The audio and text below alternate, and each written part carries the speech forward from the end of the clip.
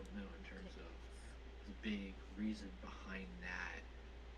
Somebody who's really analytical could probably get into it, but I think those would be Yeah, the that was two last big year. reasons. I don't know how much they were charging tickets for, Yeah. but So, all in London, Wembley Arena, over 50,000 wits. Let's talk about the first pre-show match. We're talking about the 16-man tag team match that was absolutely insane.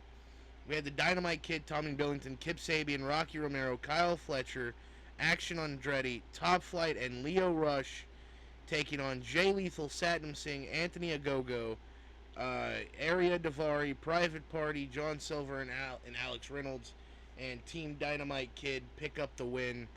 I did not watch this match. I was getting something to eat and getting a drink. I was getting ready for said show, and I didn't even realize that the match was starting. I thought we were going to have 30 minutes of entrances, but tell me about the no, match, Dom.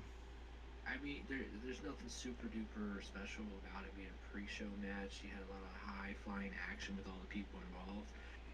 Wrong team won, in my opinion.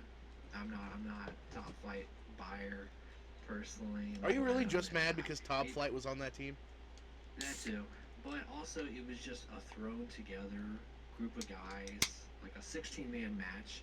At that point, I don't know what chemistry Kip Sabian and Rocky and Tommy Billington and Top Flight, which now has Leo Rush with them, and Kyle Fletcher, who's with Don Callis, have together because there's a mixture of good and bad guys around there. Yeah. Um, Whatever. You know what I mean? I just want look, my boy, Jeff Jarrett's team, right? Total nonstop assholes with Sonam Singh. Also, Anthony Agogo randomly showing up With again. hair! With hair and Dork Order's back. After Evil got kicked out of being in the later match. Hangman taking his position if you watched Dynamite this past week. Yeah, he took his Um, spot in the Casino Battle Royal thing. which is better, you know. But yeah, I mean, there's not too much to say about this match. It's solid. I'll give the time for this one too. 11 minutes 35 seconds, so not super Yeah, long I or didn't super have the short for time, a so. 16-man match. I don't think that's So we noted something during this pre-show match that I want to get to real fast before we move on. We talked about during this match. We were very happy with the fact that everyone shits on how many people are employed by AEW, but now they're actually doing something with AEW people. Like almost, I'm gonna say a good 70% of the roster was booked tonight. Granted, it's all multi-man stuff, but a good yeah. 70% of at least 70% of the roster was booked tonight. Side note: Tommy Billington, no diving headbutts. No No, diving head, but you I didn't can't. watch it, No so man, no man. All right, no diving headbutts. You can't be doing that. All right, Martha even was in the was in there, so I imagine that was not allowed. so. All right, so let's But yeah, get next to up, next up. We have Willow Nightingale and Tomohiro Ishii versus Chris Statlander and Stokely Hathaway. And the only thing I'll say about this match before I let you take over is, damn, what a spine buster! That was dude, picture it's perfect. dude, it's always good to see these four in this. It was only about 8 minute match. It says not too bad. Lovely, some Are these times Stokely including Hathaway. entrances, or is this bell to bell? I think it's bell to bell. Okay. Let me see if it says here. Pretty sure it says bell to bell. So yeah, but you're right team. Right team won there with Will and Tomohiro Ishii. I don't think anything will come of it with Ishii, but maybe a random momentum push for match with Okada for international, or not international, The the Continental. Continental Continental. Championship, and then I don't think he'd have a match with Osprey for international or something like that, or TNT with Jack Perry, but and then Willow, that helps her still maintaining that momentum. Um, But yeah, it was just these pre-show matches. There's not like super much to say about them. They were just a good, fun, get you in the groove match. Stokely's funny. He's hilarious. I hope he's. I enjoy him more as a manager and him getting in the ring more than like Nana. I know Zach. Zach's negativity on Nana has probably rubbed off on me now because I was really. I think Nana's a blast. Because he doesn't do anything stupid. Like, yeah, he does like. He does that one thing. He does that that's it. dance. Stokely, they give him the mic, and he just gets funny and ridiculous, and then he gets in the ring too.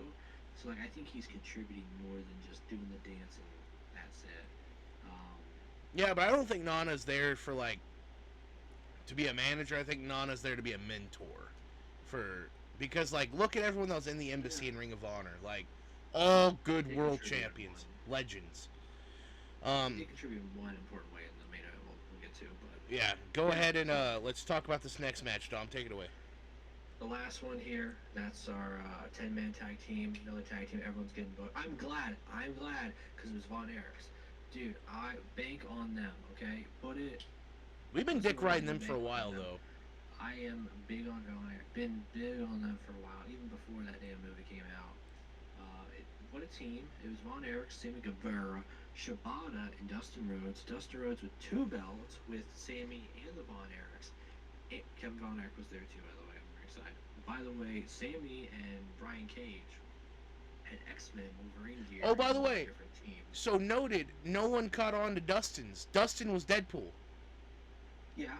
I didn't catch on to that until I saw the photo, like, after the show. Like, he was Deadpool, Sammy was Wolverine. You know, it would have been funny if someone on the other team was Deadpool also. But we had Undisputed Kingdom and the Cage of Agony.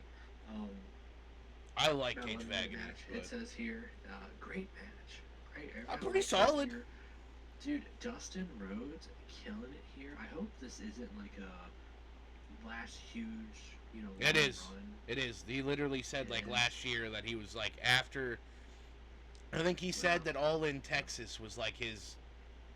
He was done. Yeah. That would be nice because he's doing stuff with Von Erichs. He's doing stuff helping new people like Sammy, reinventing Sammy. He's got the 2 belts. And he's got to work with the young kids. And he's doing stuff with Nightmare Factory after he. No, he has his own. He has his own now. It's called the Rhodes Academy. Okay. So. Yeah, Cody runs the Nightmare and Dustin Rhodes the Rhodes Wrestling Academy. That's good. Yeah. And I'm happy for him.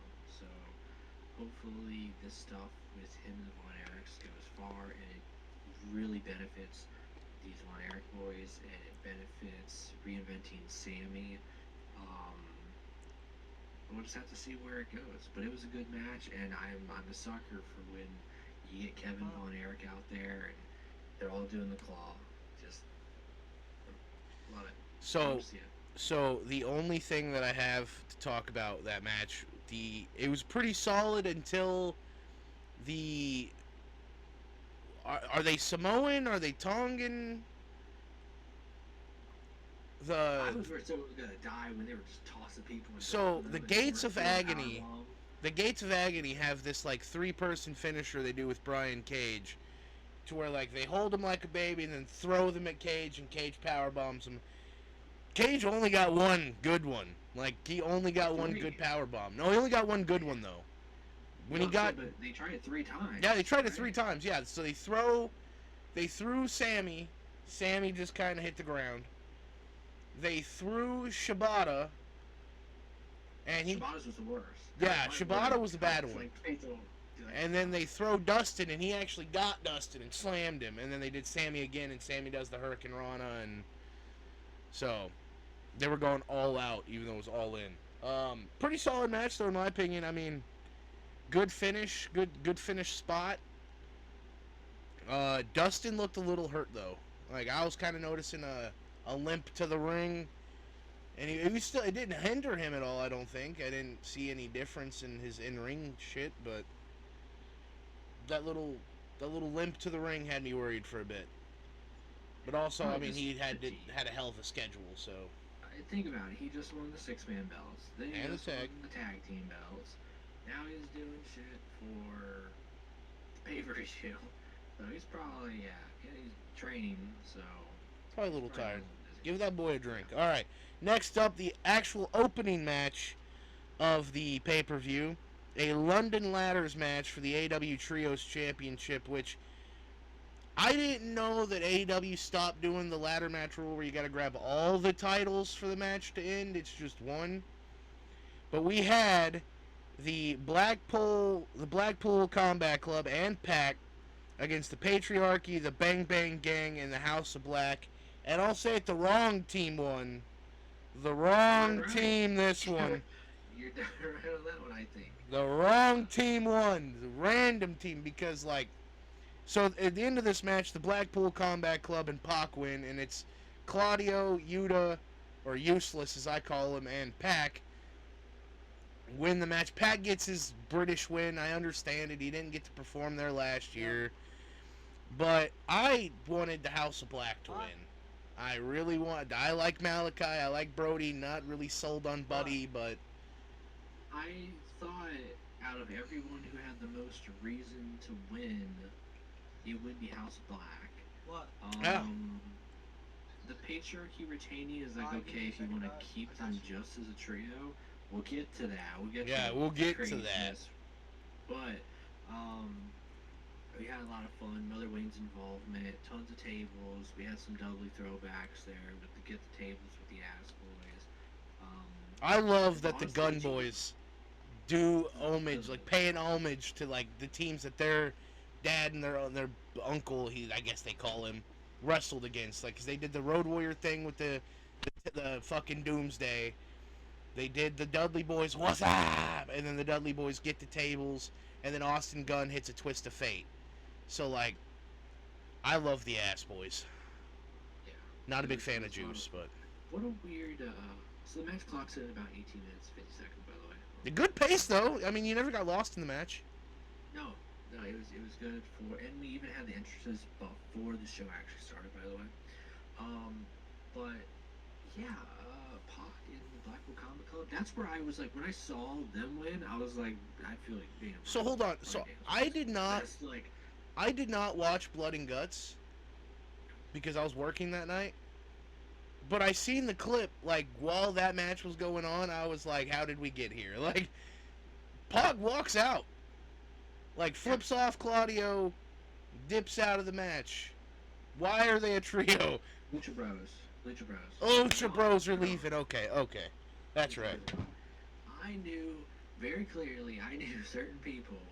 When I saw certain people show up or certain people replace other people, I was like, I know very clearly Motor City Machine Guns and Lucha Bros are not coming to this damn company.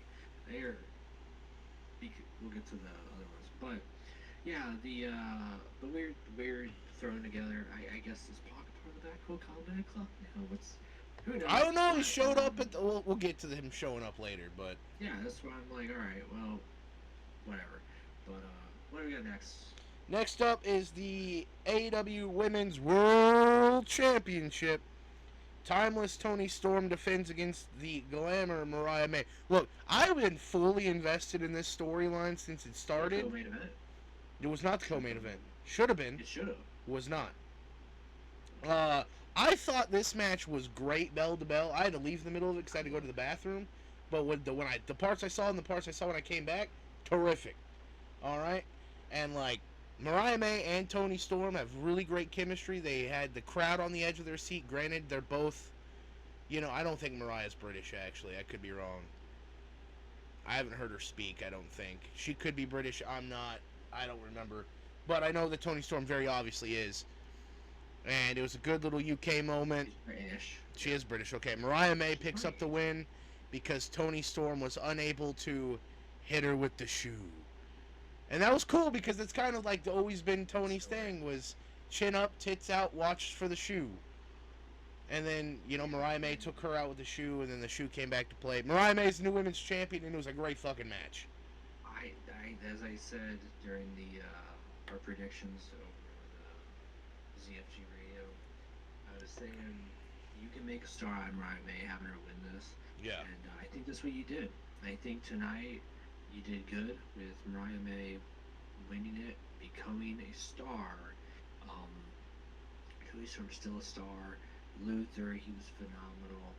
It was like it didn't have to be like a super duper fantastic 5-star match, but the story inside the ring and using the different elements of Luther and Mariah's mom and the shoe, this, that, the other. That was a powerful slap, by the way, to Mariah's mom. Yeah, She I seen the slapped clip her own afterwards. mom, Yeah. like the shit out of her. Yeah. So such a good match, and so I'm excited to see where we go here with Mariah May as champion, especially given some people returning.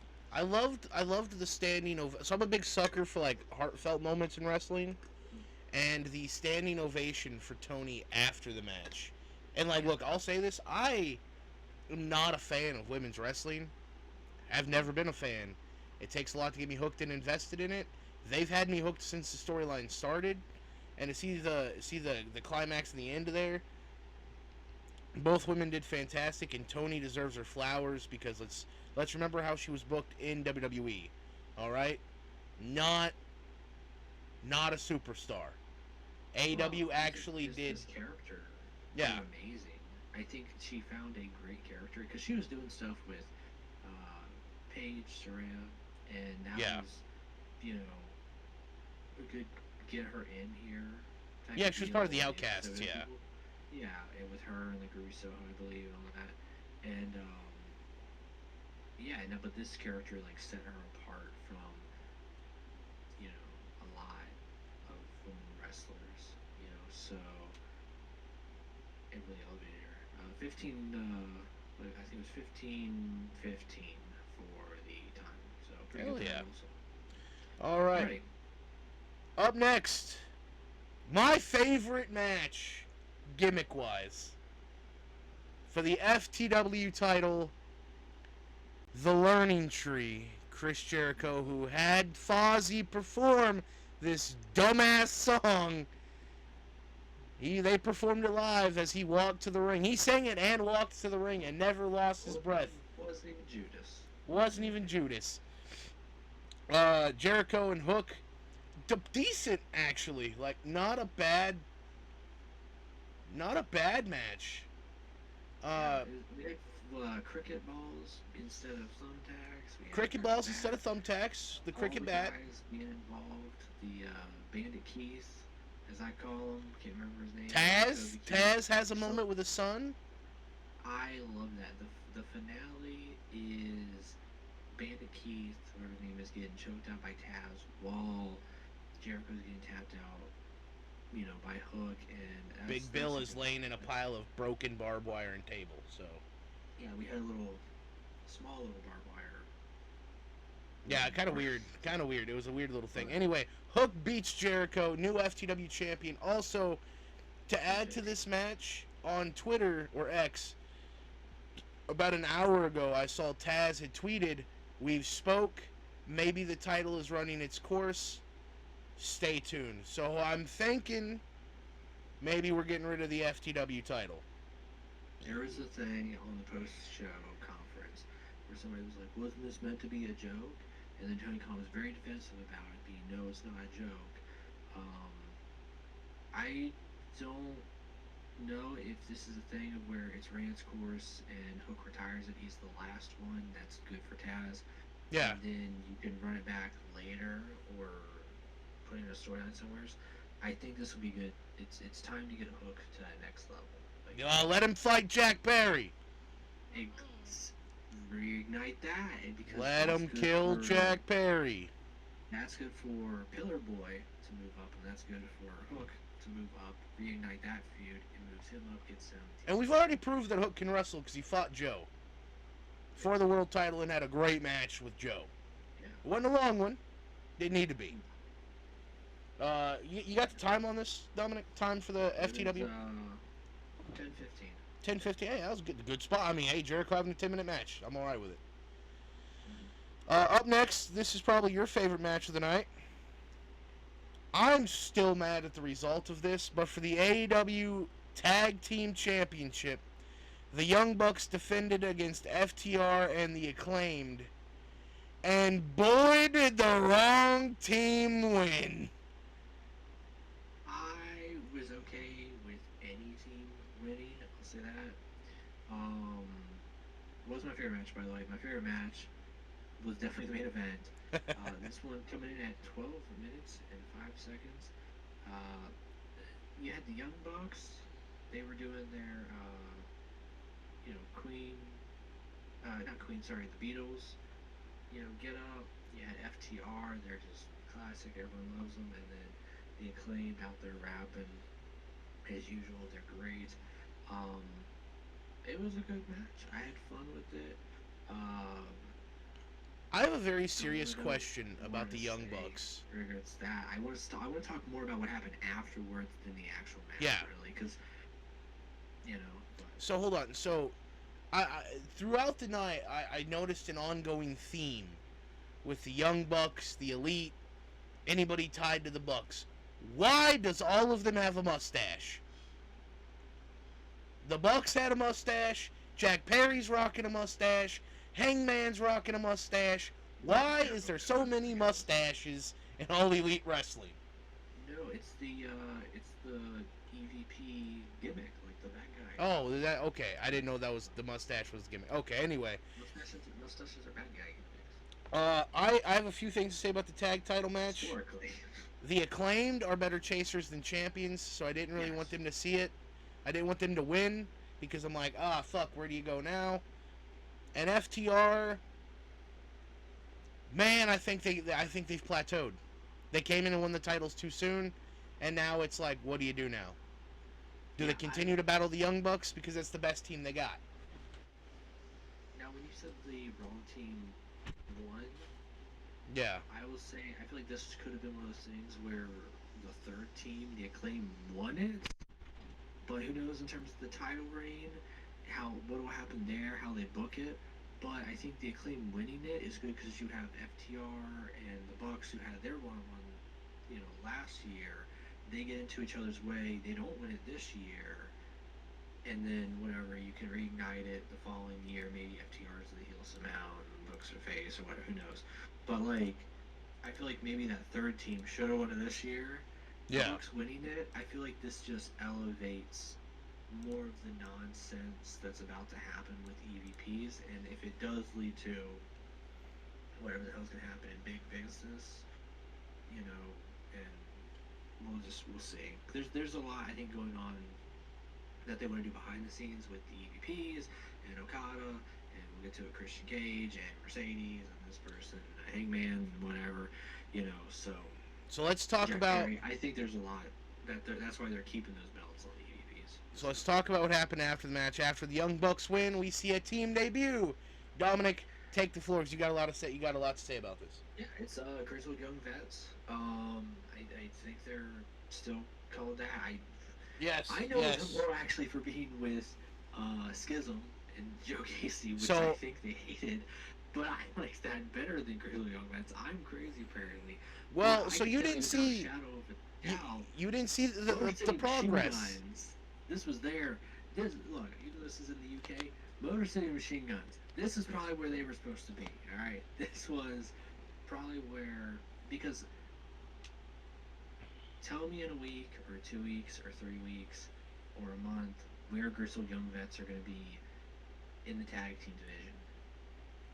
They're gonna be grabbing a third look guy and great. getting in a trio. Damn right.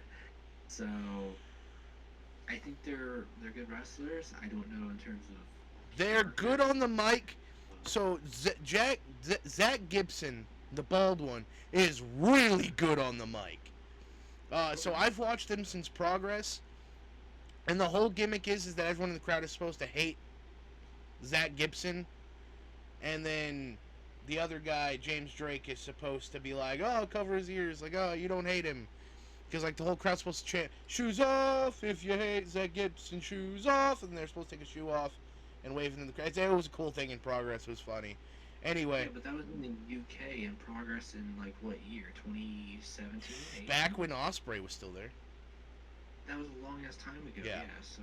Well, then That's what I'm WWE worried about. murdered the UK scene, and when they came through with WWE UK, and then They were They in. keep skipping them. Well, no. They were in NXT UK, and they held the NXT UK tag titles. And then when COVID happened, we closed the doors on UK. They came over to NXT 2.0, and Triple H was gone, and Vince McMahon was all like, what do I do? Shave his head, he's now in a cult.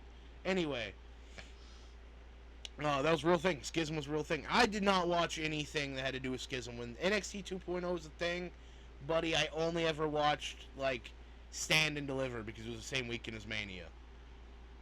That and Braun Breaker stuff because I call him Baby Goldberg. But regardless, the tag title match for All In, I didn't like it. I'm gonna be honest with you. I thought the finish was a little fast.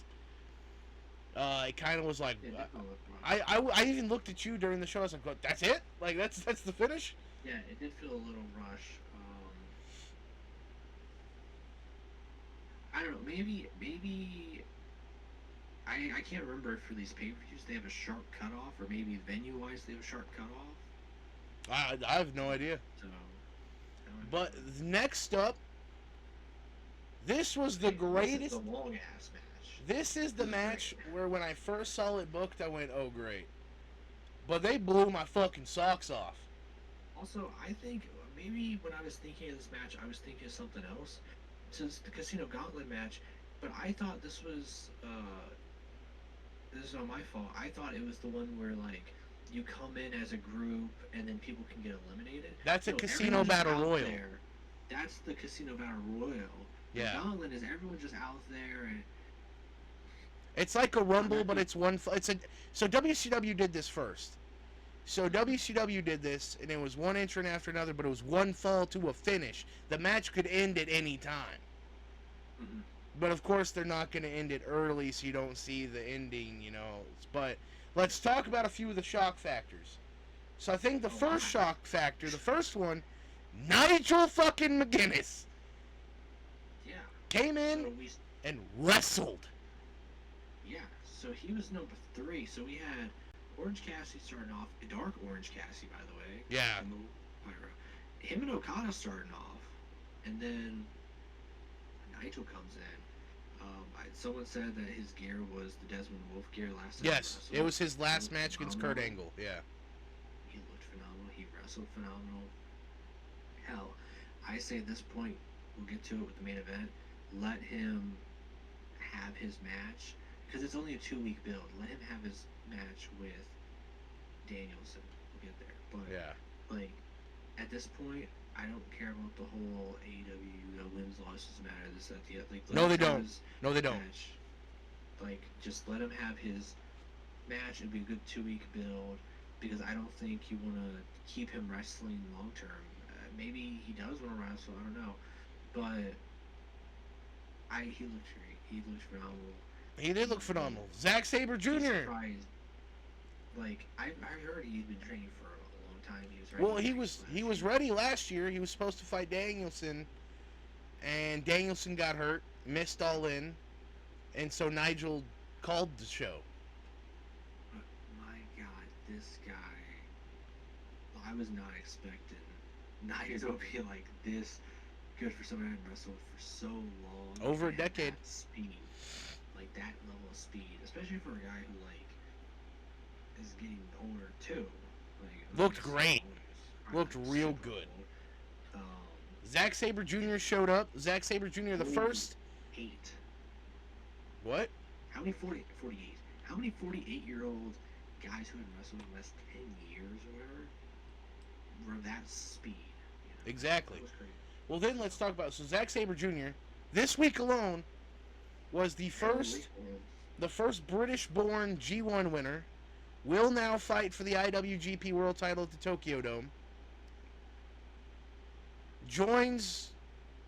Wrestled at Rev Pro the night before. Returned to Rev Pro, actually. A lot of people did. All In weekend. You know, what do you think is going to happen? He returns to Rev Pro, does the All In thing, and he had a fantastic showing the whole match. He's kind of being billed as a big star now. Pro Wrestling's personal Harry Potter. And then after that, Ricochet. Yeah. Ricochet debuts, and I'm telling you right now, I'm going to call his whole AEW career. You ready for this? He had his all-in moment. He's going to fight Ospreay, and then he's going to the mid-card scene and never be seen again. I saw a funny tweet that said MJF this week against Ricochet. I don't have to have my girlfriend as a ring announcer to get women to scream my name.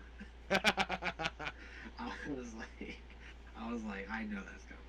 I was like, he's saving that pin billion or whatever. So I think he looked more. They also presentation wise gave him tons of pyro and all that. Like he looked more like a star here, but we'll see what happens next.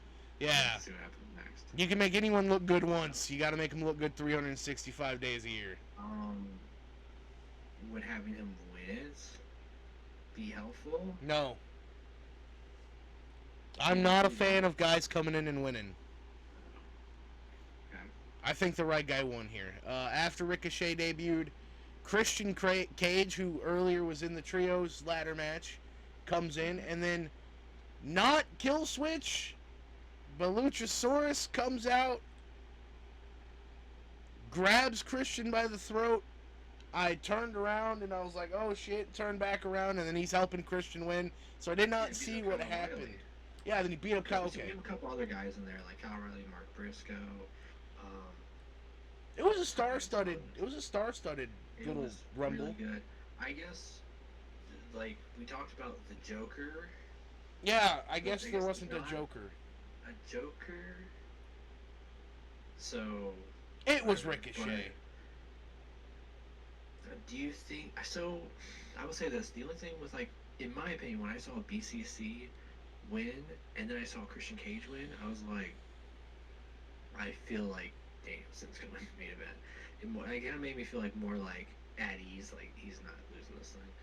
But Christian Cage, he's pretty much guaranteed to become an AEW World Champion right now. How do you feel about that? So, the second All Out, the main event was Christian and Kenny Omega for the AEW World title. Yeah. I was ready to see it then. I've been singing Christian Cage's praises since he left WWE the first time, went to TNA and showed the world that he didn't need an edge to get over.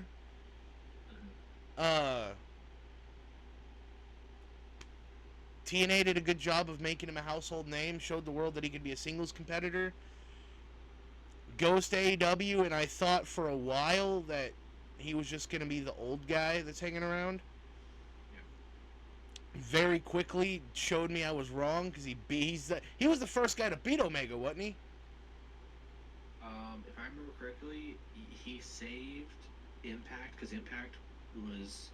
Omega had the Impact belt, and he was holding it hostage. Yeah. So I believe he beat Omega for that Impact belt. Yeah, so he beats Omega on... to beat the world champ. He beats Omega on the first episode of Rampage for the TNA title. Goes to All Out, loses to Omega, because that's when we get Danielson and Adam Cole both in the same night. I was ready to see it then. If Christian Cage fights Danielson at All Out, I don't think it'll happen at All Out. I think Christian Cage is going to do it at Big Business. Yeah, I would do it at that point. Because he's always talked about winning a title in New York. And apparently they're shooting for Madison Square Garden. It's kind of crazy to think about. He could pretty much be... They made it sound like this was like a Money in the Bank cash-in thing. Yeah, it is. It is. If you think about it, Edge cashed in and was the first cash-in for Money in the Bank. This is technically their first cash-in Money in the Bank style thing, AEW-wise. Christian Cage was the first. No, it's not. No, it's not. This is not their first one. No. Cash in? Yeah, no. MJF the first, technically? No, I remember that TNT title thing that he cashed in on was when Luchasaurus won it, and then he came out to cash in on Edge, but Christian made him give the contract to him. You remember that? Still the first one, technically. Technically, yeah, because yeah, okay, if you look at it, yes. Like, Either way, it's this still. is I the first mean, one for the world title though, because it did work out for the TNT title. It furthered that story.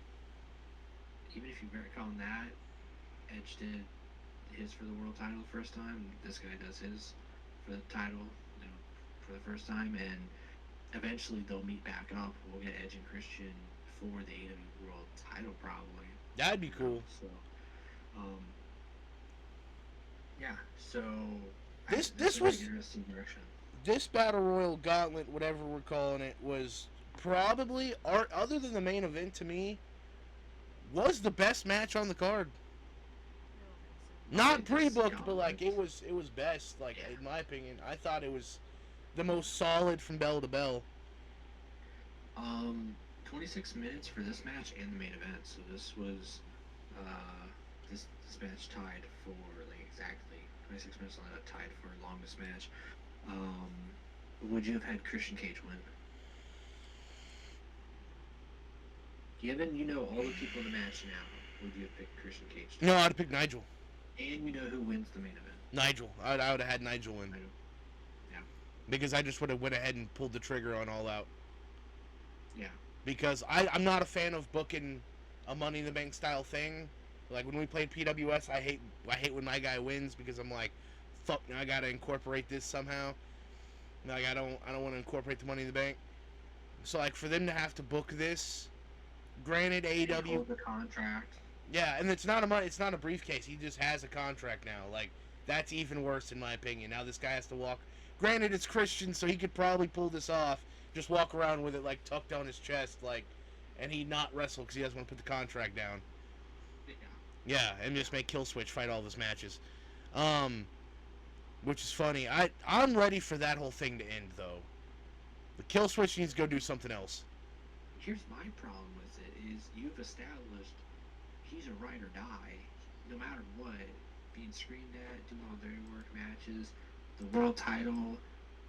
I think he looks super fucking stupid, in my opinion, if he randomly decides I'm gonna turn on him. The only way, in my opinion, that you save this is, which is still stupid, is he goes to cash in and Killswitch costs him that. That's the only way I could see it. But it's like, why? Well, you could have just prevented him from even winning the thing. That, tonight, why would you wait till he gets the opportunity to cash in and then break his heart? Does that mean the most to break his heart? Or And that's the only way I could see that. I don't know. or they turn like him and Nick Wayne both turn on him and like Edge because like they were hinting at that with the House of Black, with Edge taking over House of Black. Yeah. Because like remember when like Buddy and Brody turned and like stood next to Edge and I was like, hey, this looks good, and then like they went back to Malachi. They could easily turn on Christian and like Edge be like, haha, it cost you the world title. Then we get Edge and Christian for the 90th time, and this time maybe Edge doesn't break his leg. Anyway, I would I have booked Christian to win? No, I probably would have done Nigel, but like I'm not against Christian because he's been there, he's put in the work, he's been actually the most consistent guy. Stayed out of trouble. Had a very interesting stories with multiple people, from Nick Wayne to Darby to fucking Killswitch, Jungle Boy really, like that was the one. Edge, of course, and then on to when they became Trios champions. So, I think it was really good. But, up next, my favorite match of the fucking night for the AEW American / International Championship. We'll get to that. The Star-Spangled Douchebag MJF defends against the aerial Assassin's Creed assassin Will Ospreay. Say that 10 times fast. Both entrances were magnificent. We got an Ubisoft Assassin's Creed Shadows crossover. Say what you want with how that game might turn out, but for Ubisoft to be, and I think someone made the joke of it's better than Dude Wipes, for their sponsorship with WWE. I think they did, but like, I think Assassin's Creed tying in doing some flippy stuff, and he's got the assassin gear, and they show a little thing of like Ezio Auditore voicing it. I don't know if it was actually Ezio. It's been It was. years, so It maybe was. his voice changed, but it felt like it wasn't him. No, But it was. that's cool. Um, I digged it. I loved his gear, his assassin style gear, and so really happy for him in that regard. The MJF entrance, hilarious and No phenomenal. more fucking streamers. No more streamers, guys. No more streamers. Yeah. That shit was hanging from the ceiling for the rest of the night. Their little thing Also, they had above the ring. Danny Garcia is he's still AEW. He's not going nowhere. Yeah, because Triple H didn't want to pay him. Because look, listen. Before we get to the match, we have established AEW as a diehard fan base, right? Mm-hmm. Daniel Garcia pops up on Raw. How big do you think that pop is? He's not showing up on Raw. He's showing up at NXT, brother. That's my point. That's my point. That's my point right there. What? Don't waste your time, Danny. You get primetime TV time on TNT because you are homegrown in AEW. If you don't count PWG, like You have it good. You're with Jericho. Well, you were with Jericho, right? for a long time. You know, he was with Jericho. He's guaranteed. I will put money on this one. He's guaranteed he's going to be doing something with MJF because that was the last guy he was with, who was one world champion. And Danielson's the champ now, so he's kind of probably going to do something with Danielson. Like, I think he's in a better position career-wise. You know, if he is buddies with Danielson, he's got the stuff with Jericho, he's got a feud going with, he's got the feud going with MJF. So I think he's got a lot more, like I said, going for him here than if he was to jump ship. So Yeah. yeah. I wouldn't waste my time. Pretty solid match. Phenomenal. 25-50 Phenomenal match. It was good. It was great. It was amazing. I loved it. We finally got over that whole, is he gonna hit the Tiger Driver? Is he not? The hidden blade was fucking Poor cameraman. Poor cameraman. So my only what MJF's doing next. my Ospreay, only problem getting the belt. my only problem with this is, tell me if I'm wrong, when you hear that Will Ospreay is All Elite after All In last year, do you not think that on that calendar for 2024, when you see All In London circled, why is Ospreay not main eventing in London, and he's your white hot baby face? I mean, I understood Danielson getting to this, but like, let's be real, that could have been All Out. No reason for. So, okay, let's look at this. Okay, I'm going down this list. Okay, of AEW World Champions, and tell me if you notice like a little bit of a trend, and let's kind of dissect this one a little bit. Okay. Yeah. So first one, Jericho. Okay. Decent. You got Moxley. Okay, so you do Trash. have two WWE former guys starting off. Then you have Kenny. Pretty good. Indie guy, but he is your AEW guy. And then Adam Page, which is like, he is your. He AEW was the guy. AEW guy. No, Kenny was I'm New not calling Japan. him Kenny was New a Japan. star. Hangman was AEW homegrown.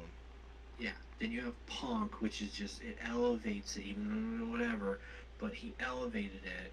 Yeah. To Moxley. Elevated and him Punk into a again, new WWE Moxley, contract. You know, but after the Moxley and Punk shenanigans, you know, and you elevate the title because you have those names, MJF, who held it for over a year, he is AEW, ride or die, that's your boy. He's got the tattoo, like, bet on yourself. Then you got Joe, another former guy, to elevate the title. Joe. Swerve. Joe did a good job as You know, champion, too. yeah, I don't think we should take away from Joe his title reign, and then Swerve gets it, and I think he's a part of that lineage of like it's good that AEW isn't throwing it to you know all of the older guys who are WWE. Swerve you could say was former WWE also whatever, but I think he's more AEW than anything else for how long he's been doing stuff there and what's mattered there. But Danielson, this is you know this is going to be his his run to elevate it with that WWE name, and then you give it to someone like Ospreay again, who is your like your Kenny Omega, your hardcore indie name. So, because I would say Joe is probably more your hardcore indie name than uh, your former WWE name like Danielson, Mox, Yeah. versus like a Jericho and Punk. In my opinion, are those mega star names. Like Danielson's like more mega star. I like Mox. I'd say he probably is one too. I don't know in terms of perception versus like the Jericho and Punk. So yeah, I don't know. I think here's the thing: is Danielson's times. He's made it very clear it's dwindling. So it's kind of like I feel like him and the Christian Cage, and if you do want to do an Edge title run, you shotgun those out now because you're gonna have Ospreay locked in for a long ass time. Yeah, Ospreay Like, signed like a 7-year deal. So you can get to your Ospreay title run, um, and I think Ospreay will be in the same boat as Swerve, where he'll have some phenomenal matches, but storyline wise, you know, you have to build him up to have these interconnecting stories that matter for when he becomes champ and he fights the higher elevated matches. Because I feel like Swerve, we'll get to this. Swerve, I felt like he fought the big names, but he didn't intertwine too many like these stories matter outside of like the Hangman thing. So, and we've seen that play again. We'll get to that. We'll get to it, but yeah. So Brightman won. We got the international title back, and the crowd was hot. The crowd was hot because their boy won. So, all right, your favorite match of the show? Oh, dude, I'll be honest. This match about killed it for me. For the TBS Championship, Mercedes Moné defends against Dr. Britt Baker, DMD. And this match was easily, for the first 3 minutes, awesome. And then after that, it quickly tanked. Very quickly. I don't know what happened in the last, 3 minutes of that match. But a lot of people on X were talking about how Baker looked lost, Mercedes looked lost, and then the end was just kind of abrupt. Mercedes ends up retaining the TBS title. Camille gets thrown out of ringside, and then Mercedes wins clean. My man, I don't think this sets a good precedent for AEW talent that can beat Mercedes, and having especially AEW women that can beat Mercedes. So unless some people in the friend group are saying, so back it up. Earlier tonight, Saraya had a big old thing. Her family came out. That's right, Jamie Hayter, yeah. Jamie Hayter came back. I'm not a huge Jamie Hayter person. She's cool, but she came back. She beat up Saraya, and this is where people were like, okay, Britt lost, but maybe Jamie Hayter will beat Mercedes. And I'm like, I don't know. I feel like Britt is like your final boss AEW woman, and if she's not gonna be the one to beat Mercedes, I'm like, damn. I don't see anybody else, like, maybe Tony Storm is like the last hope at that point, but I don't know, man. So I guess good news is she won this, so she's not going after the AEW Women's World Title. Bad news is because it's, in my opinion, a bad precedent for Britt was your girl and she lost. So, clean sweep for the elite or bad guys. You know, Okada didn't win, whatever, but Okada had a really good showing, though.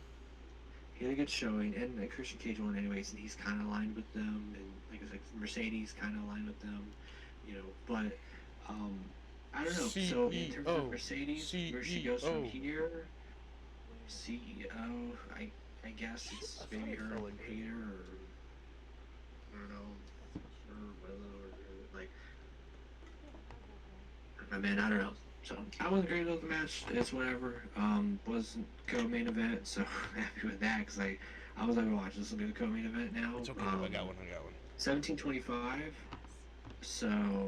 It's not the one, but I found one. I don't want to search yours. Anyway. Yeah, and because this match went so long, I feel like we sped ran that next match. It was only 10 minutes, 40 seconds with Jack Perry and Darby Allin. So.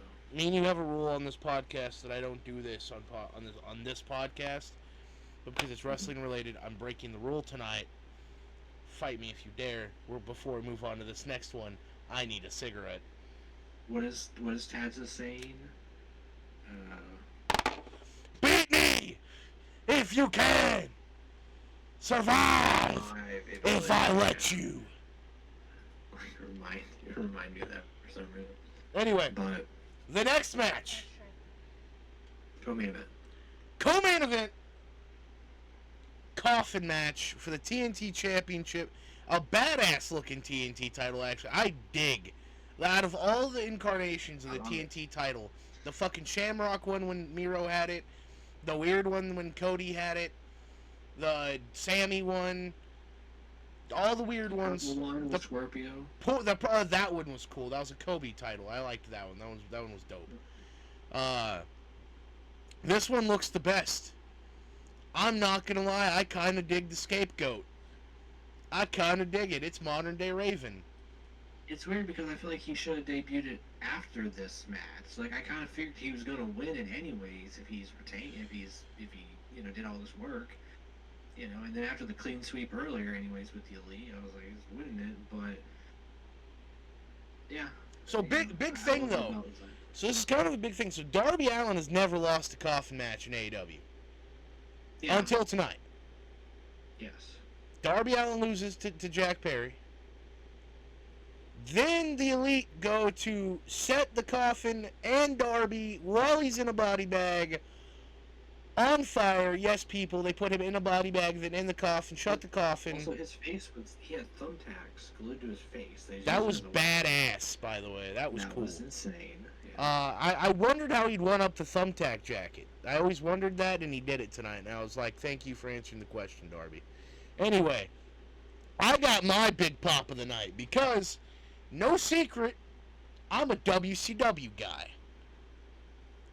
As they go to set Darby ablaze to return the flamethrower, Seek and Destroy plays, and in the words of Tony Schiavone, bear with me, Dominic, and your ears, it's Sting! It was badass. Sting comes out, baseball bat and all, beats up the Young Bucks, not Jack Perry, because Jack Perry said, fuck that, I'll see you later. Sting comes out, helps Darby Allin, but Jack Perry retains and beats Darby Allin. Couple questions about this for you, Dominic. Wait, before we do that, I do want to say one spot in the match we didn't bring up. He pulls out a bag of real glass, and the crowd loses their mind. He's smiling. There's like CM Punk chants. It is. Yeah, fuck CM Punk all you want. He's getting Connecticut money. It is just a fun time, and yeah. Yay, Jack Perry's golden moment is a TNT title match in London. Woo! With real glass again, back to back. CM Punk's in Germany next weekend, fighting one of the biggest stars on the planet, Drew McIntyre, in a strap match. But regardless, I'm not gonna go into that debate. CM Punk won. We'll get into that on a later show. Um, so a couple questions about this. We talked about how this was a pillar match between Jungle Douche and Darby. Do you think, and we've seen Darby go from the TNT title to the tag titles back down to the TNT title because obviously Sting's gone, so he doesn't have a tag partner now.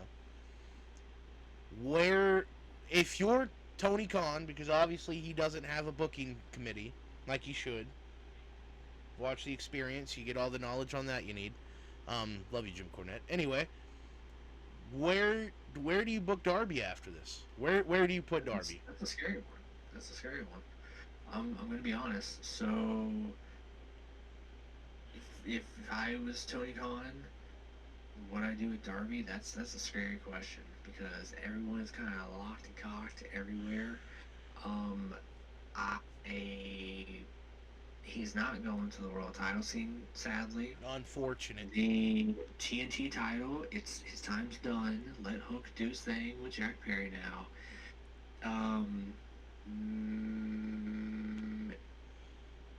Don't let him go near Okada with the Continental title. I was actually about to say Okada. Maybe Darby goes in the fray with Ricochet and Ospreay in them with the international title scene.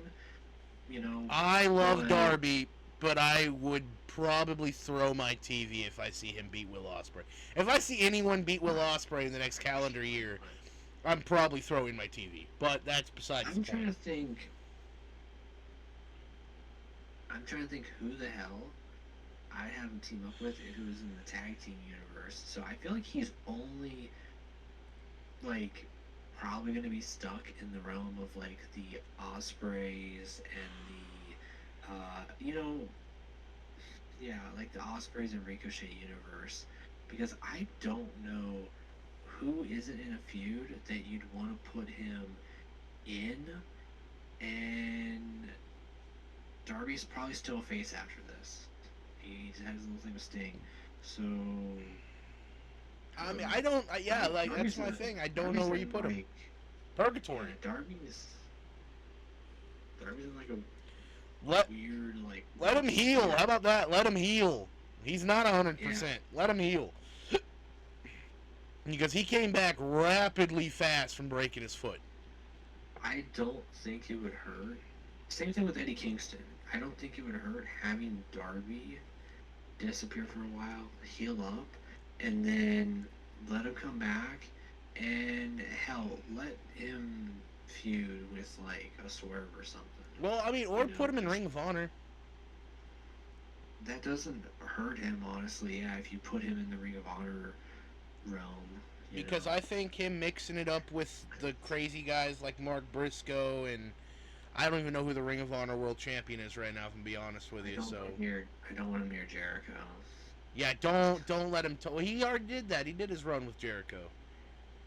Because remember, Jericho had the face off with Sting, and we never got the match, even though I wanted the match because they were the only two WCW guys left that never locked up, and it would have been good. I know that they're talking to Goldberg, so now I'm what do you put him with Goldberg? Do you fucking Sting go, I might be retired, but he's not, and then Goldberg comes out and you get Darby Allin coffin dropping somebody as Goldberg rips him in half with the Goldberg spear? I don't know. I don't think they got enough money to pay Goldberg. But anyway, Darby Allin is in Purg. I'd put him in Ring of Honor. But now we're going to move on from this because we talked about Sting showing up. Great pop, by the way. Still over. This was the big one. The main event of the evening, easily the match of the night from both entrances. So first of all, a key thing that nobody realized. In Ring of Honor, when Prince Nana had the embassy, the guy wore the embassy robe. AJ Styles had it, Abyss had it, Nana wore it. It was like a big thing for somebody from the embassy to get the robe. It's kind of like the Ulafalo tribal chief thing for him. It's not that big, but like in Ring of Honor in the early days, it was. So to see that robe come back, I was like, oh shit, like this is huge. So obviously Danielson comes out to the final countdown by Europe.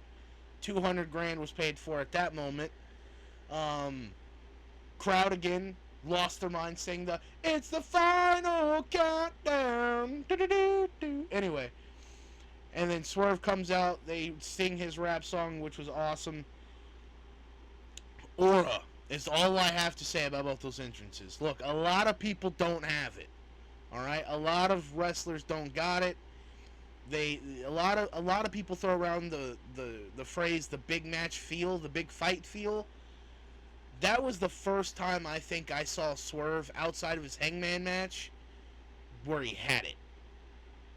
Yeah, he was locked in for this one. He didn't feel like the guy, but he felt like he was in contention to be called the guy. And that hurts him a little bit because he's walking in with the strap. Yeah. That kind of hurts him in a way that he's just now getting there, and now he's losing. But title versus career, Danielson has his family at ringside, Birdie, Buddy, and Bree. I would not have been mad if this would have been his last match. Very glad it wasn't. I'm glad that we got to see I feel like we got to see every bit of Danielson in that match. We got to see the underdog in the beginning because Swerve kind of kicked the dog shit at him for a good part of that match. Yeah, I mean, he was busted open in front of his family, which I'm glad they didn't do the fake seizure thing.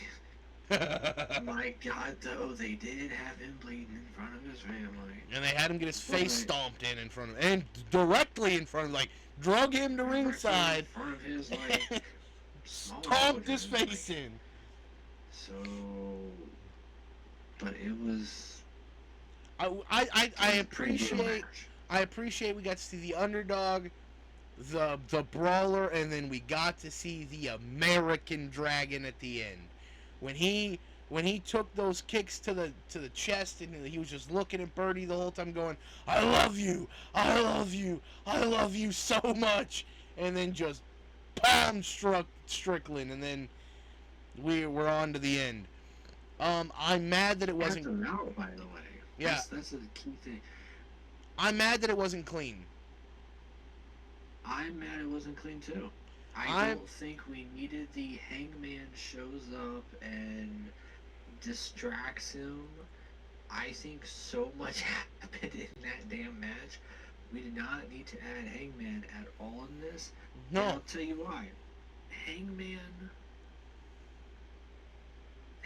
showing up because he's mad he didn't win and Christian Cage won, and he had a moment where him and Okada are kind of beefing, so you do tease like the Elite, and all that.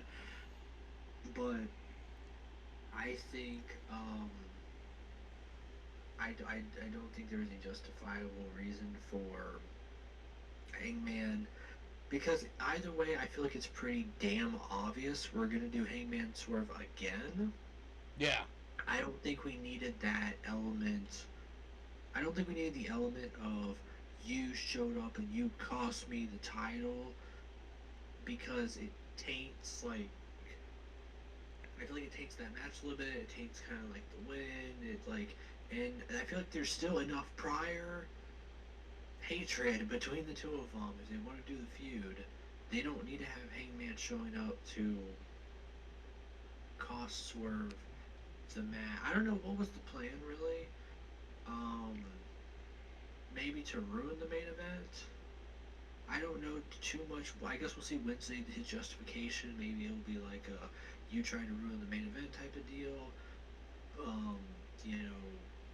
Because he hates Swerve, but he also hates the Jeff Jarrett guitar smash and Danielson, that whole thing. And I'm mad that they can't pick a direction for Hangman. They've never been able to pick a direction for Hangman, and it makes me very upset, because when Hangman first came in, they put him with Kenny. Kenny got him here. Then Kenny wins the belt. Now Hangman's like, I gotta go get it. So they do like the whole former tag partners. Now they're gonna fight for the world title. Hangman earns the casino chip, beats Kenny, and then I really felt like when he won the belt, they were like, oh, what do we do now? And then like you got lost to Punk, which is first debatably. they had him feud with Moxley. Then Lance Archer, which okay, whatever. Then we got to Punk. And I'm like, that's a huge move. We go from Lance Archer, which, no disrespect to my boy, I've met him several times. Dude's got a heart of gold. All the way to the best in the world, which, say what you want. He was the A guy. Like, he was the guy that we all watched AEW for because Kenny was gone and, like, Kenny was coming back. And, like, Hangman and Punk. Punk, yeah, Punk, yeah, at least. Yeah, Punk beats Hangman, and then, on to those shenanigans. So, but again, here we are, where Hangman was getting back to the world title. Swerve sets a goal of being the first black world champion. And I'm not against the whole idea of bringing the fact of he's got to be the first black world champion, because I understand the history for AEW for that to happen. Because WCW did not have a black world champion for a long time. WWE, that's very public knowledge, where they've kind of held down, other than white. But I don't think AEW needed to play that card that soon, but maybe they're trying to get out of that way before it's too late and everyone goes, oh, they only book certain people to be the champion.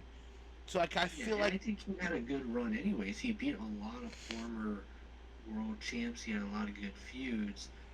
Like you said, though, this was the match where it was like he felt like he just got there. Like, he's proven to beat all these guys. He'd had the huge feud with the Hangman and those insane matches. And then you're like... And he had the match with Ospreay. He had the match with Ospreay. Yeah, oh, yeah. We can't forget he had a banger match with Ospreay. But he had a banger match and a banger feud. The Danielson feud is special like the Hangman feud because there's so much on the line. And the Danielson one was like he could put him on the shelf. He could be even bigger than being the first AW Black World Champion. He could be the guy that retires Danielson. Yeah. And that would be monumental. And well, now you got Swerve taking a step back to do the Hangman thing, which at least is good because he has something to do. Unlike we just mentioned, Darby, it's like, what the hell is he about to do? Well, no, it's like the whole problem with that is like we were talking about the lack of direction for Hangman. Like, we know where Swerve's going. Swerve's going to go to Hangman. But they can't decide what they want Hangman to do. Is he a face? Is he a heel? Is he angry? Is he sad? Is he mad? Is he happy?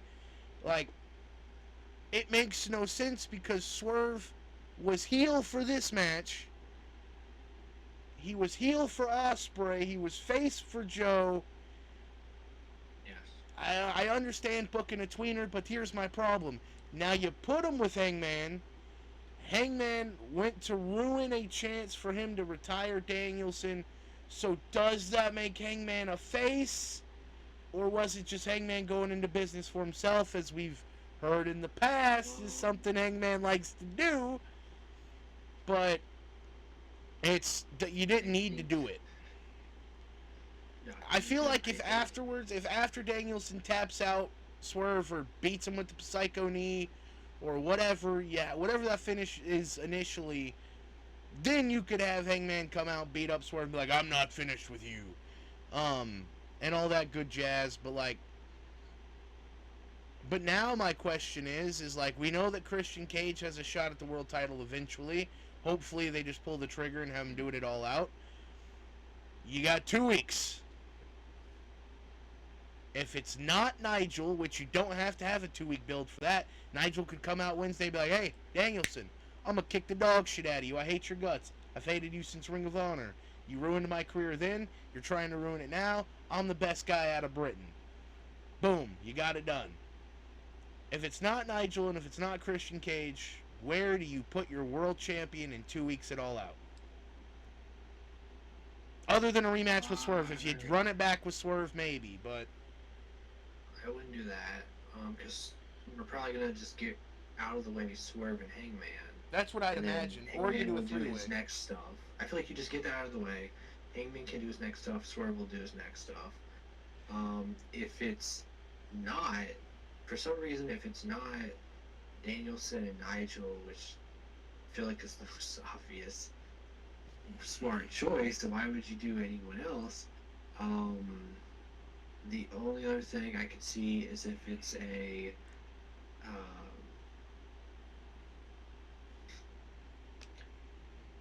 here's a long convoluted thing of what they could do, what they shouldn't do, but they could if they don't want to do Nigel for whatever reason. Daniel Garcia goes out there and says, I was promised my match against blah blah blah, the MJF, and that was ruined for me. Danielson's like, well, I'll let you have a match against me instead. No.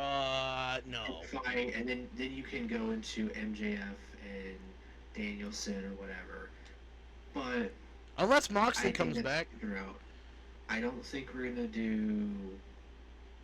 I don't think we're gonna do Mox and Danielson. I don't think we're gonna do Darby and Danielson.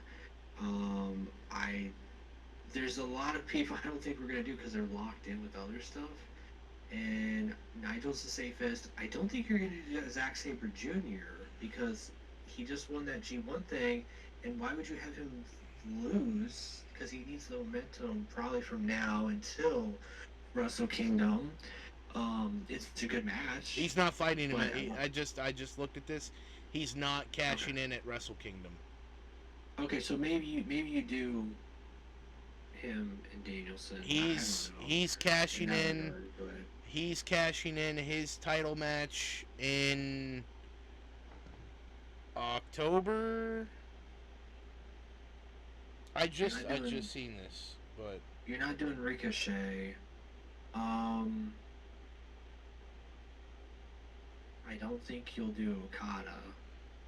You're not doing a lot of those other guys who are in that, casino gauntlet match.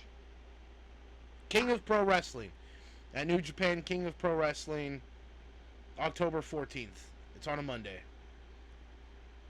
Mm-hmm. That's when he will cash in his G1. So you could theoretically do, or hear me out,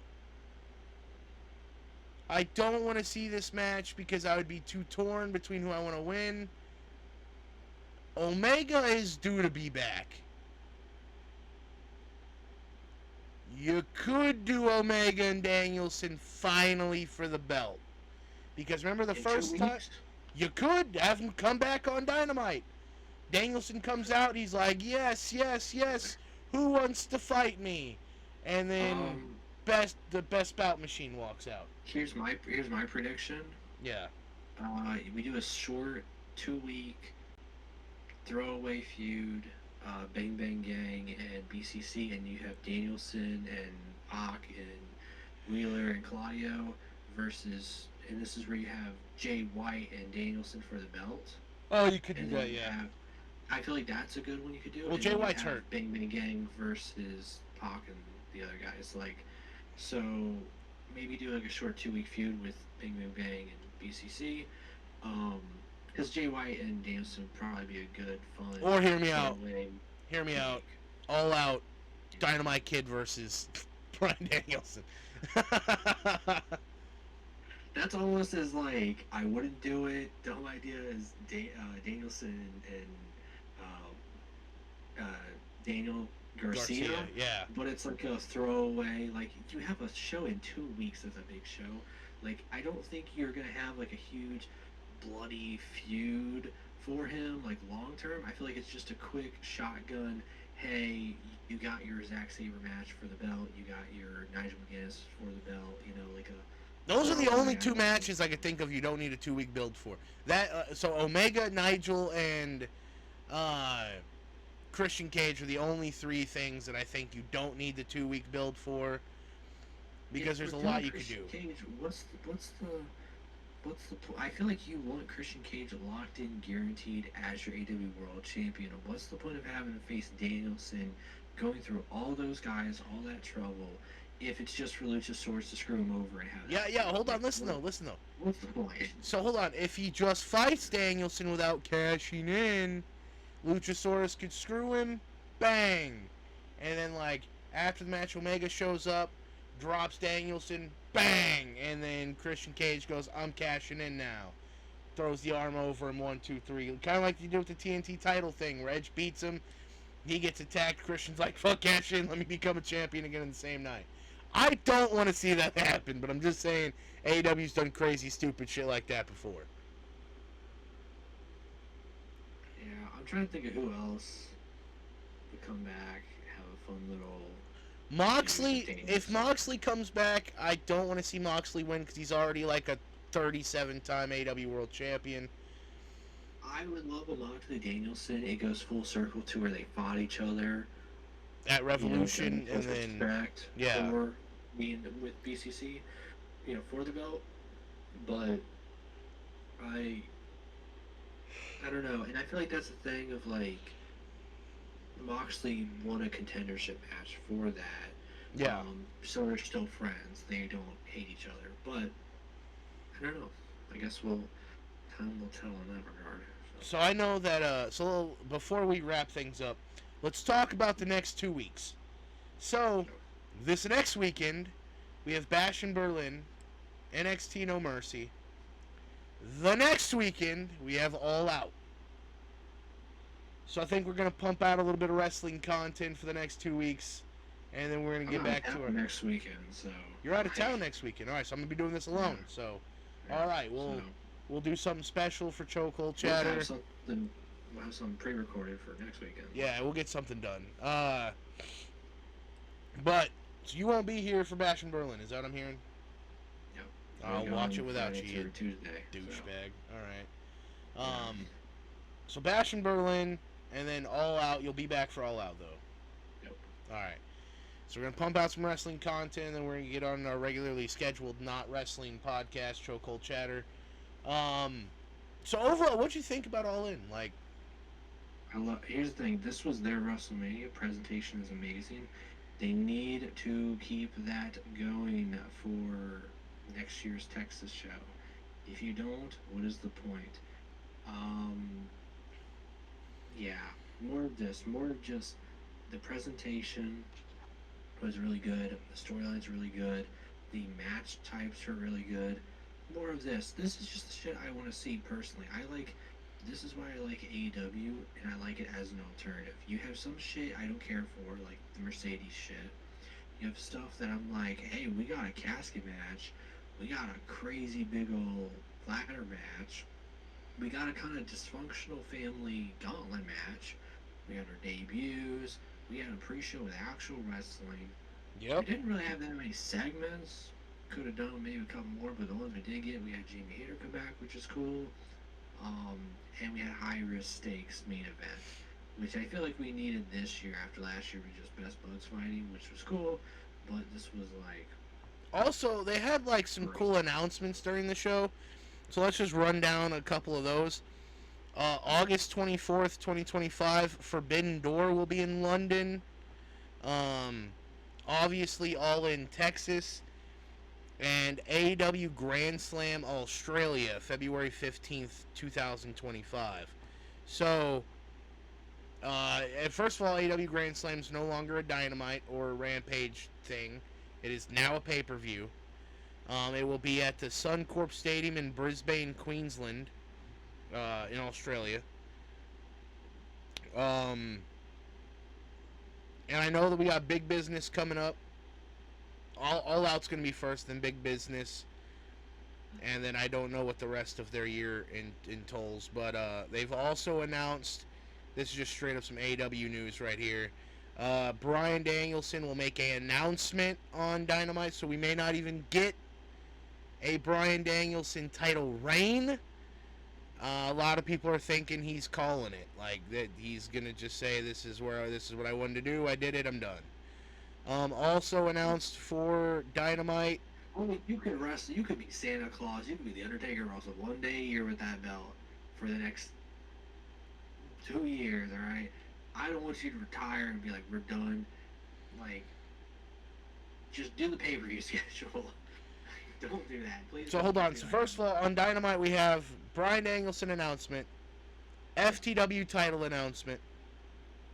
Okay, maybe that's where they've been at, yeah. Kyle Fletcher takes on Ricochet. That'll be good. That'll be good. So Will Ospreay Light versus Ricochet. So yeah, so you get like little pre-show for that. Little tease. Little teaser for Ospreay. So my overall thought about All in London, you guys keep calling it the WrestleMania. It's not that yet. This felt more like a SummerSlam. I'll give them that. What's the WrestleMania for AW? No, I'm not saying that this isn't the WrestleMania, but it ain't got that aura yet. Like, no, I wouldn't go all in and say that. No pun intended. But I see what you did there. I don't know. Some people could probably argue with you. We have. No, you can argue, but you'll be wrong. We have live Fozzy, you know. Oh, blow me. Returns. Blow me.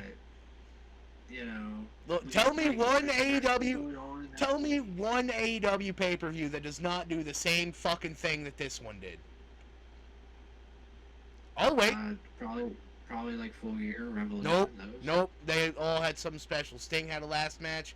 They did like some cool. That felt like a WrestleMania. But it was also because like no one was there to see anything else other than Sting and Darby ending it, and Sting had his sons and like big entrance. That was. I'm gonna be honest. That pay-per-view was like 3.5 hours away from where I live, and I was like, I'm not going to it. Even if it was like Sting's last match, just to go there for one match. I was gonna get tickets to go just because I wanted to see Sting, but. Sting's cool, but he wasn't like my like.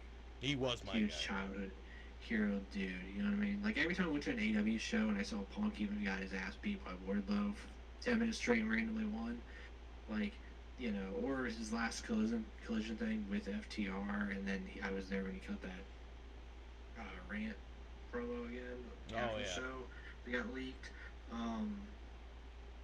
You know, I had more like connection as a wrestling fan growing up than as like someone who grew up with Sting.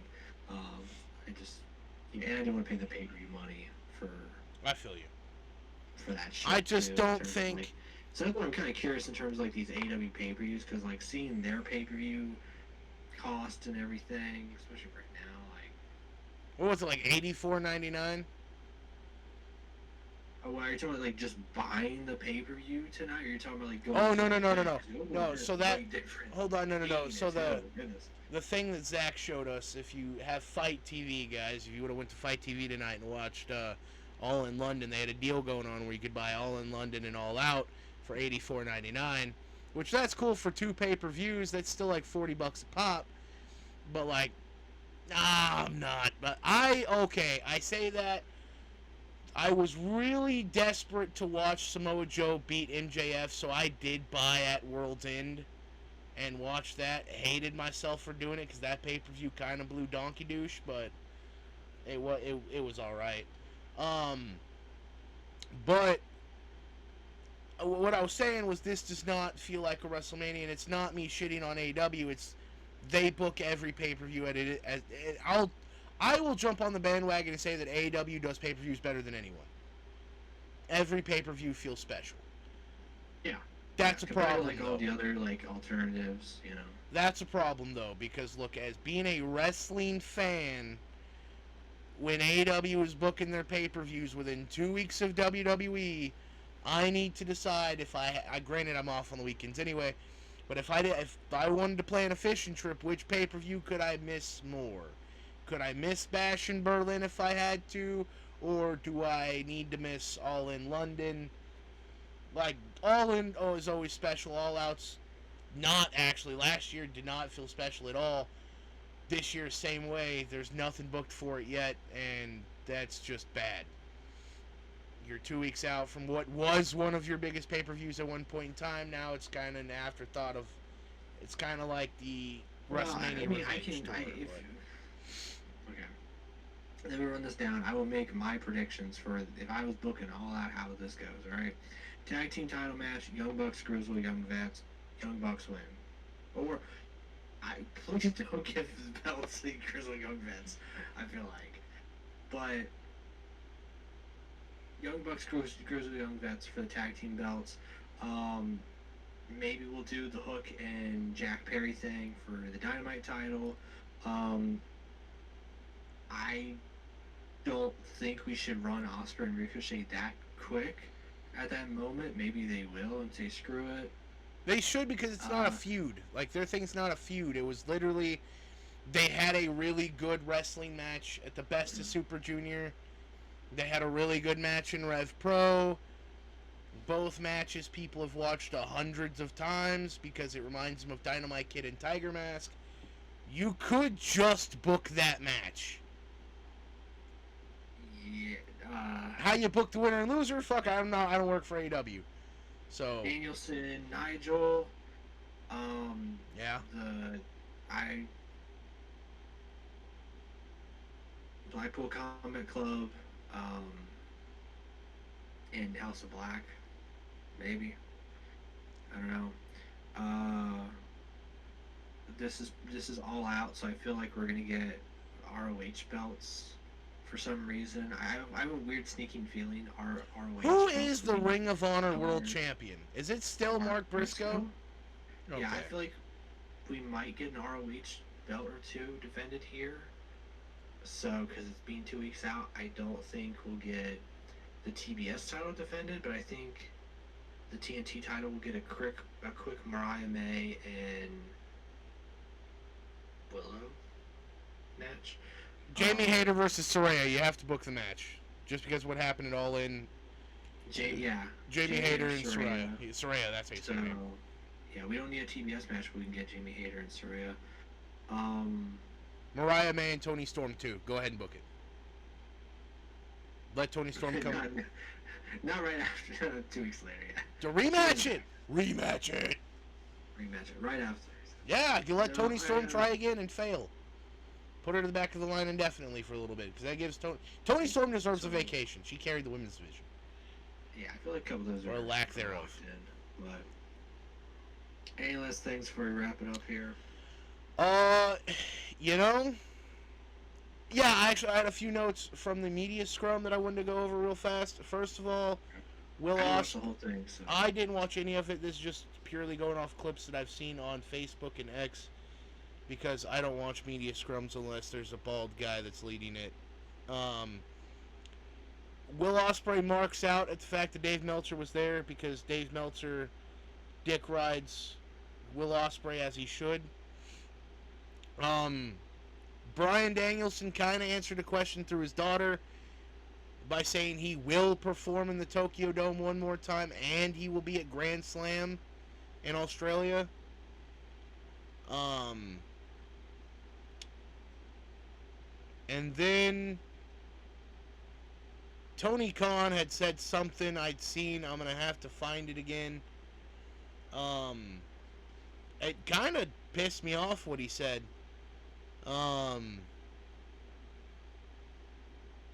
It had something to do with Ricochet, I think.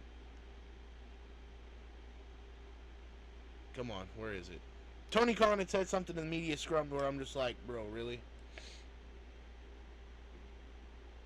Hold on, I'm gonna look this up while we got a few minutes to kill here, I think. Alright. All in media scrum.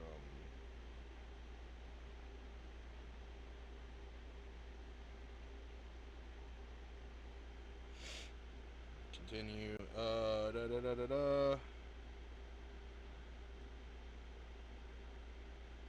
I just want like the notes. Here we go.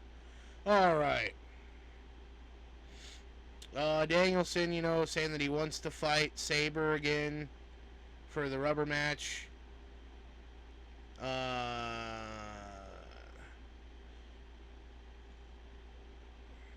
You did the Tokyo thing. Ospreay wants to fight Ricochet. He loves the Assassin's Creed thing, and he wants him to do a full-on UK tour.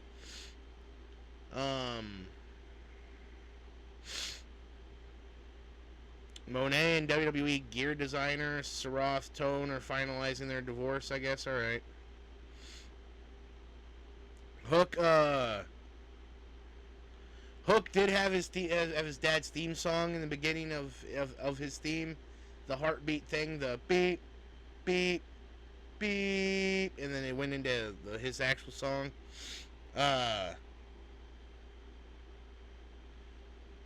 And they're talking about retiring the FTW title. I can't find the note where it said this, but Tony Khan had said something along the lines of, he said that the locker room now is a lot better and a lot safer than it was a year ago to begin the media scrum, and I was like, you didn't even need to say it, bud. Like, shut up. It might be better, but how's your attendance? Fight me, Tony Khan. That's a problem for another podcast. Pro wrestling attendance. WWE is still very obviously winning. I don't care what you say. You're playing catch up for a company that's really, really old, and won a major war against another company. Plus, just connections is everything in the world, so they have a lot more connections established. So I do appreciate that Tony Khan's trying to go places where WWE doesn't, like CMLL and AAA. Like, I appreciate that, but anyway, All In was great. All Out's next. Bash in Berlin. Actually, Bash in Berlin is next, and then All Out. We got a lot of wrestling in the next 2 weeks, guys. I'm gonna be here for it. Dominic won't be. Well, 2 weeks. So. We'll do. We might do a little pre-recorded thing for next week. If not, I'll have a little shindig going on for it to kind of be like, Dominic, you're not here, so I'm gonna poop on you. Anyway, I'll do like a cardboard cutout. We'll do like, remember how they had Card Blade? We'll call it Card Dom. I'll get a cardboard cutout of you. We did that in eFetty, by the way. Oh, we did. We did. It was great. I didn't do it, but when I called it quits there, somebody did it, which I thought was funny. We did it. It was like an inter-promotional thing. Like, that guy was more over than you were. Like, because he worked... He was a trios champ. Malin and some other guy. Yeah. Malin brought him places. So. Yeah, well, so Malin took him places, and then he won the DRW World title once. And, like, because it was the one title you never won, and, like... Shout out Cardbolt. Cardbolt, yeah. Cardbolt, you're a star. I don't know who you are, but you're a stud. You know what? We got a little bit of a... We're going to do a little bit of an EFED thing later, because I got a little bit of an announcement about that later. We're doing it again, boys. One more show. One more. We're all coming out of retirement for one final show. It's all Friends Wrestling. That's what we're doing here. We're all coming out of retirement, Dominic. Don't you look at me like that. I don't have enough Sprite for this. I ran out of Sprite 2 days ago. So. Alright, well, I appreciate this. This has been a great episode of Chokehold Chatter. I hope you guys had fun.